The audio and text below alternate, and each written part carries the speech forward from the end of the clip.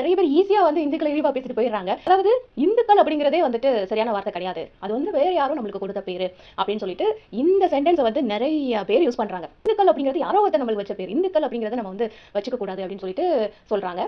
சரி, ஓகே, நீங்க சொல்ற லாஜிக்கெல்லாம் சரிதான். எனக்கு என்ன கேள்வி அப்படின்னா, நம்ம எந்த ஃபார்ம் ஃபில்அப் பண்ணாலும் அதுல வந்து ரிலிஜியன் அப்படிங்கிற இடத்துல ஹிந்து அப்படின்னு தான் கொடுத்துருக்காங்க. அஃபிஷியலா கவர்மெண்ட் அப்ரூவ் பண்ண ஒரு ரிலிஜியன் அப்படின்னு சொல்லிட்டு அது வந்து ஹிந்து அப்படின்னு தான் கொடுத்துருக்காங்க. அப்படி இருக்கும் பொழுது ஹிந்து அப்படிங்கிறதே நம்ம சொல்றது வந்து பெரிய தவறான ஒரு விஷயம். அது யாரோ கொடுத்த பேரு அப்படின்னு சொல்லிட்டு நம்ம சொல்ல முடியாது அப்படின்னு சொல்லிட்டு நீங்க எல்லாம் பேசுறது எந்த விதத்துல சரியா இருக்கும் அப்படின்னு எனக்கு தெரியல. எனக்குமே வந்துட்டு நான் வந்து சைவ சமயத்தை சேர்ந்தவள் அப்படின்னா நான் என்னுடைய சமயம் அப்படின்னு அந்த ரிலிஜியன் அப்படின்னு கேட்கும்போது அந்த இடத்துல சைவ சமயம்னு குறிப்பிடறதுக்கு தான் நான் வந்து விரும்புவேன். ஆனா நம்மளுக்கு அந்த ஆப்ஷன் இங்க இருக்கா?